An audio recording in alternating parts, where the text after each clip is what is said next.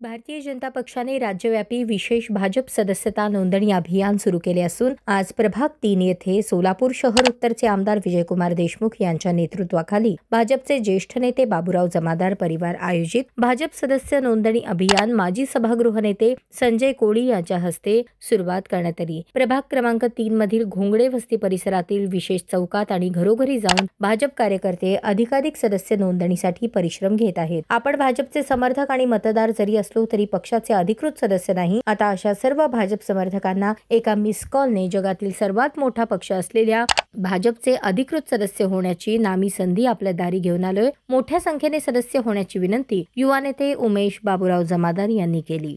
भाजप सदस्य नोंदणी घोंगडे वस्ती, सोनानगर, गणेशनगर, मुनाळे बोळ, बसवनगर, श्री किरडेश्वर मठ आदी परिसरासह प्रभाग 3 मध्ये करण्यात आली।